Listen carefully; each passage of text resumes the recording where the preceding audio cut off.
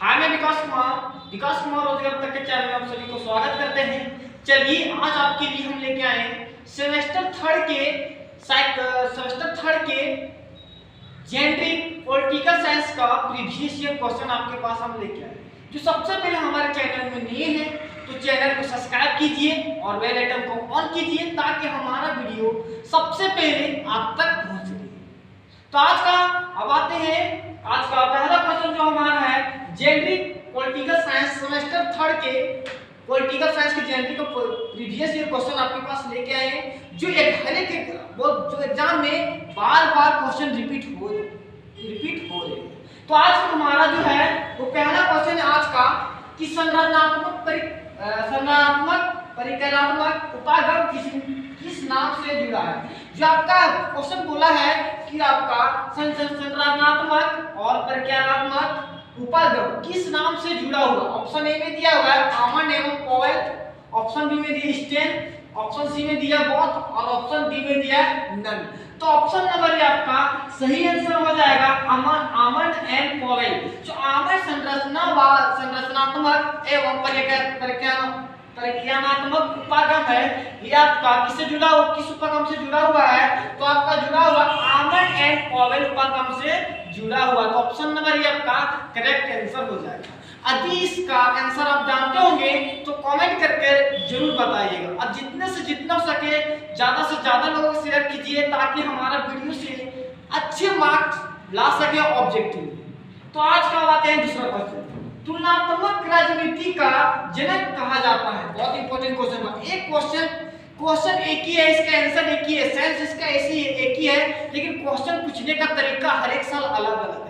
बोला कि तुलनात्मक राजनीति का जनक किसे कहा जाता है। इसको डायरेक्ट पूछा गया था। तो इससे पहले पूछा गया था कि राजनीतिक विज्ञान का जनक किसे कहा जाता है। राजनीतिक विज्ञान का जनक किसे कहा जाता है तो फादर ऑफ पॉलिटिकल साइंस। उसी का क्वेश्चन थोड़ा घुमा के पूछा है कि आपका तुलनात्मक राजनीति का जनक किसे कहा जाता है। ऑप्शन ए में दिया स्टर्न, ऑप्शन बी में अरस्तु, ऑप्शन सी में दिया स्मिथ, ऑप्शन डी में दिया है नन। तो इसका आंसर क्या हो जाएगा, ऑप्शन नंबर बी आपका करेक्ट आंसर हो जाएगा। पॉलिटिकल साइंस का जनक अरस्तु को ही जाना जाता है और बायोलॉजी का भी जनक अरस्तु को ही जाना जाता है। जंतु विज्ञान का जनक भी अरस्तु को जाना जाता है। अरस्तु बहुत बड़ा वैज्ञानिक थे। बहुत चीजों के अरस्तु जो है बहुत चीजों पे खोज कर चुके हैं। तो ऑप्शन सी में दिया स्मिथ जो आपका है ज्योग्राफी भूगोल का फादर के किसको कहा जाता है, स्मिथ को कहा जाता है। अब आते हैं आज का क्वेश्चन नंबर तीसरा, संसदीय शासन की उत्पत्ति हुई। जो आपका संसदीय शासन की उत्पत्ति कहां से हुई है। ऑप्शन में चीन से, ऑप्शन बी में दिया ब्रिटेन से, ऑप्शन सी में अमेरिका से, ऑप्शन डी में फ्रांस से। ऑप्शन डी में क्या दिया हुआ है, फ्रांस से। ऑप्शन डी में दिया हुआ है फ्रांस से। तो ऑप्शन नंबर बी आपका करेक्ट आंसर हो जाएगा ब्रिटेन से। जो आपका संसदीय शासन की उत्पत्ति सबसे पहले कहां पे हुआ था, ब्रिटेन से हुआ था। तो ऑप्शन नंबर बी आपका करेक्ट आंसर हो जाएगा क्या, ब्रिटेन से। अब ब्रिटेन में सबसे पहले संविधान की उत्पत्ति कहां पे हुआ था, ब्रिटेन में हुआ था। और जो वहां पे हुआ था वहां पे अलिखित संविधान था। जो ब्रिटेन में सबसे पहले संविधान का मतलब उत्पत्ति हुआ था अलिखित था, मतलब लिखित नहीं था, सिर्फ बोलचाल के भाषा था। सबसे अगर डायरेक्ट क्वेश्चन पूछे कि सबसे पहले संविधान का उत्पत्ति कहां से हुआ तो आपका आंसर क्या हो जाएगा, ब्रिटेन से। अगला क्वेश्चन पूछेगा सबसे पहले लिखित संविधान का उत्पत्ति कहां से हुआ था, अमेरिका से। और सबसे बड़ा लिखित संविधान को कहां से हुआ था, सब भारत में। सबसे बड़ा लिखित संविधान कहां पे, भारत में। इसका आंसर क्या हो जाएगा, भारत। अब आते हैं आज का चौथा क्वेश्चन, निम्न में से कौन सा एक एकात्मक शासन का उदाहरण है। इसमें क्वेश्चन बोला है कि इनमें से कौन सा एकात्मक का संज्ञानात्मक, ठीक ना। एकात्मक मतलब सबसे पहले समझना पड़ेगा क्वेश्चन की एकात्मक किसे कहते हैं। एकात्मक कहने का मतलब जिसका शासन एक पर हो, ठीक ना। एकात्मक मतलब सब पर एक ही कोई शासन करे। जैसे मान के चलिए हम कोचिंग खोले हैं, कोचिंग खोले हैं तो सिर्फ शासन किसका हो, डायरेक्टर का कोचिंग, मतलब सिर्फ डायरेक्टर का शासन चले, टीचर का नहीं चलेगा, ये प्रिंसिपल को मतलब और टीचरों का शासन यहाँ पे चलेगा, सिर्फ किस पे चलेगा, डायरेक्टर पे चलेगा, जो शासन करेगा सारा डायरेक्टर करेगा, एक एकात्मक होगा। लेकिन संघात्मक मतलब वैसा शासन जो सब पे सब कोई शासन कर सकता है, मतलब टीचर भी उतना मतलब शासन कर सकता है, प्रिंसिपल वहाँ के जितना टीचर हो उतना शासन करेंगे जितना डायरेक्टर, सभी लोगों का शासन कर सकते हैं, उसके क्या कहते हैं, संघात्मक। एकात्मक मतलब जो एक ही लोग सारे पर जो आपका शासन करे उसे एकात्मक शासन करे। तो क्वेश्चन कितना अच्छा बोला, ये क्वेश्चन बहुत बार रिपीट हो चुका है कि निम्न में से कौन सा एक एकात्मक शासन का उदाहरण है। ऑप्शन ए में दिया हुआ है यूएसए, इसका फुल फॉर्म क्या होता है, यूनाइटेड स्टेट ऑफ अमेरिका। क्या होता है, United State of America. Option B में दिया यूके, जिसको बोलते हैं यूनाइटेड किंगडम, इसको क्या कहते हैं, UK United Kingdom. Option C में दिया है चीन, ऑप्शन डी में दिया है बी और सी दोनों। तो यूके जिसको यूनाइटेड किंगडम कहते हैं और इसको शॉर्ट में अमेरिका भी कहते हैं, इसको हम लोग क्या कहते हैं, इंग्लैंड या ब्रिटेन भी कहते हैं। यूके के क्या कहते हैं हम लोग, ब्रिटेन कहते हैं, क्या कहते हैं, ब्रिटेन, ब्रिटेन भी कहते हैं, इंग्लैंड कहते हैं। तो ऑप्शन नंबर डी आपका करेक्ट आंसर हो जाएगा। जो आपका यूके है, ब्रिटेन है और चीन, दोनों जगह पे एकात्मक शासन होता है। वहां पे क्या होता है, एकात्मक शासन होता है, सिर्फ राष्ट्रपति ही सारे देश को चलाता है, मतलब शासन करता है। इसलिए आज चाइना इतना दूर विकसित हो चुका है। यहाँ भारत में देखते होंगे कि मुखिया है, वार्ड है, पंचायत है, समिति है, राज्यपाल है, मुख्यमंत्री, ये है, बहुत सारा होता है। लेकिन अमेरिका में ऐसा कुछ नहीं है। जो सारा देश पे शासन कौन करता है, वो आपका करते हैं राष्ट्रपति। तो अभी बताइए कौन करते हैं, राष्ट्रपति करते हैं। तो अब आते हैं आज का क्वेश्चन नंबर 5वां। आज का क्वेश्चन नंबर 5वां देखिए क्या बोला है। कैबिनेट गवर्नमेंट नामक पुस्तक किसने लिखी है। जो कैबिनेट गवर्नमेंट नामक पुस्तक किसने लिखी है। ऑप्शन ए में दिया हुआ है जेनिक्स, ऑप्शन बी में दिया अरस्तु, ऑप्शन सी में दोनों, ऑप्शन डी में दिया नन ऑफ दीज। तो आपका ऑप्शन नंबर ये आपका करेक्ट आंसर हो जाएगा जेनिक्स, जो आपके ये अमेरिका के राष्ट्रपति रह चुके हैं। क्या कौन रह सके हैं, अमेरिका के राष्ट्रपति रह चुके हैं, कौन, जेनिक्स। कैबिनेट गवर्नमेंट के नाम पुस्तक किसने लिखी थी, जेनिक्स ने लिखी थी। ऑप्शन नंबर ये आपका करेक्ट आंसर हो जाएगा। अरस्तु जो आपका ये आपका राजनीतिक विज्ञान का जनक कहा जाता है। इसको क्या बोला जाता है, इसको बोला जाता है पॉलिटिकल साइंस का फादर। पॉलिटिकल साइंस को क्या कहा जाता है, फादर कहा जाता है। पॉलिटिकल साइंस का फादर अरस्तु को कहा जाता है। अब आते हैं तो सबसे पहले जो हमारे चैनल में नए हैं तो चैनल को लाइक शेयर करो सब्सक्राइब जरूर कीजिएगा और अधिक से अधिक लोगों को शेयर कीजिएगा ताकि मौके का फायदा अच्छे उठा सके और एग्जाम में अच्छे मार्क्स से पास हो सके। तो अब आते हैं आज का क्वेश्चन नंबर 6 में। क्वेश्चन नंबर 6 देखिए क्या बोला है।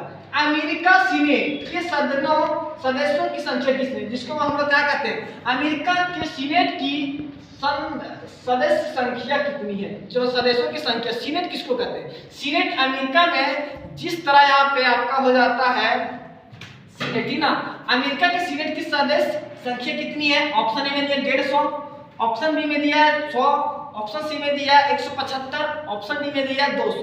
तो ऑप्शन नंबर बी आपका करेक्ट आंसर हो जाएगा। अमेरिका में जो सीनेट की संख्या कितनी होती है, तो आपकी होती कितनी, 100 होती। कितनी होती है, 100 होती है।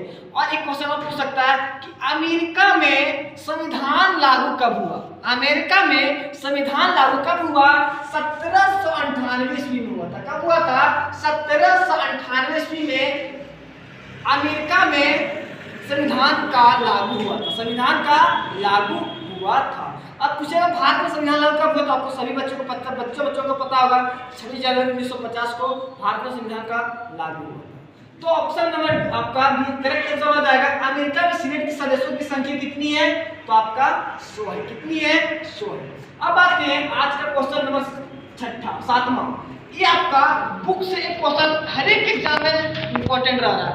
हर एक एग्जाम में एक बुक का नाम जरूर पूछ रहा है। अगला पूछ दिया फेडरल गवर्नमेंट नामक पुस्तक किसने लिखी है। जो फेडरल नामक पुस्तक है ये किसने लिखी है। ऑप्शन नंबर ए में दिया है आपका स्टॉम, ऑप्शन में केनिथ वियर, ऑप्शन सी में दिया मुनरो, ऑप्शन डी में नन ऑफ दीज। तो ऑप्शन नंबर बी आपका करेक्ट आंसर हो जाएगा केनिथ वियर, जो आपके अमेरिकी राष्ट्रपति हैं भाई साहब। कौन है? अमेरिका के राष्ट्रपति कौन है? केनिथ वियर ने फेडरल गवर्नमेंट नामक पुस्तक लिखे थे। अब आते हैं आज का क्वेश्चन नंबर 8 पे। कहाँ कहा जाता है कि एक बार का स्पीकर सदा के लिए स्पीकर सदा के लिए स्पीकर है?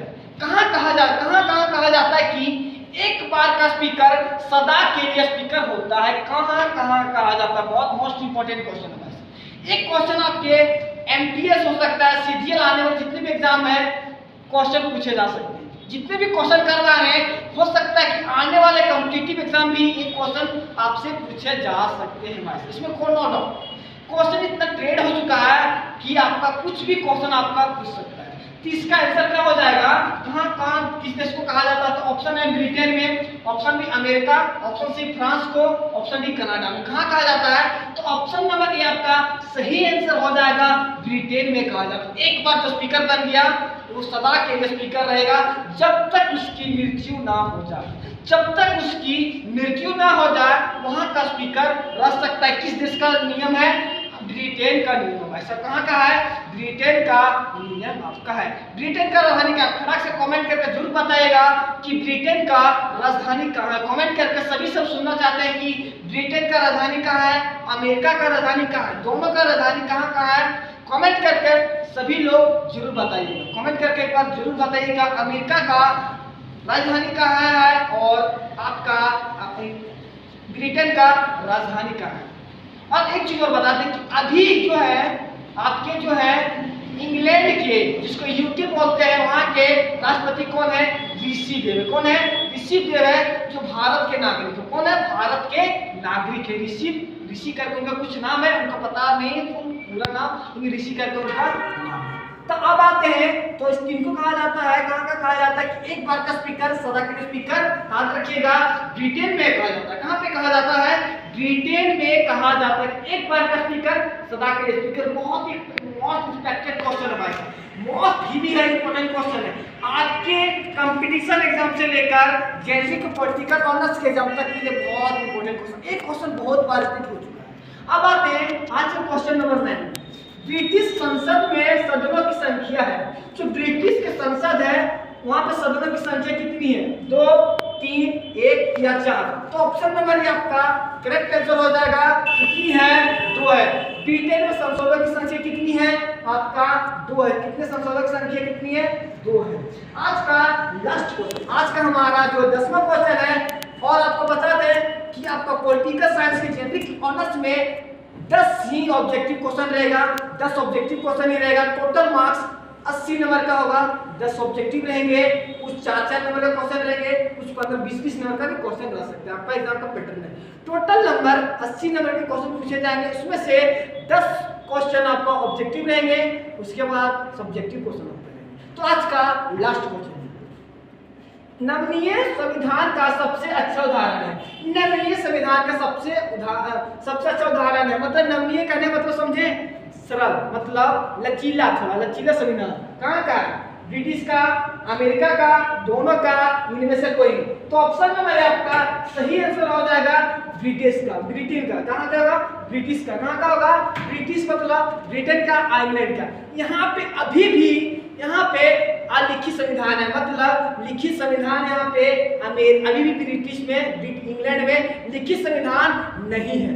कहाँ? ब्रिटिश में अभी भी लिखित संविधान नहीं है। सबसे बड़ा लिखित संविधान कहाँ है? कमेंट करके जरूर बताइएगा। सबसे पहले संविधान की उत्पत्ति कहाँ से हुआ ये भी बताइएगा। सबसे पहले लिखित संविधान की उत्पत्ति कहाँ से हुआ ये भी, सारा क्वेश्चन जितने बोल रहे हैं ये कमेंट करके सभी से हम सुनना जरूर चाहते हैं। यदि आप किसी का आंसर जानते होंगे तो कमेंट करके एक बार जरूर बताइएगा। और किसका ऑब्जेक्टिव क्वेश्चन चाहिए, कंपटीशन का भी चाहिए, किसी ऑनर्स का क्वेश्चन चाहिए, कौन सा टॉपिक चाहिए, कौन सा ऑनर्स का चाहिए, एक बार कमेंट करके जरूर बताइएगा। तो आप छोटी सी कहावत, अपनी नामों से नहीं अपनी पहचान अपनी नामों से नहीं पहचान जाना चाहिए, अपनी कामों से जानना चाहिए। अपनी पहचान अपने नामों से नहीं जाना चाहिए, अपनी कामों से जानना चाहिए। किससे जाना चाहिए? अपने कामों से जाना। तो इसलिए अपनी पहचान अपनी नामों से नहीं बनाइए, अपनी कामों से बनाइए।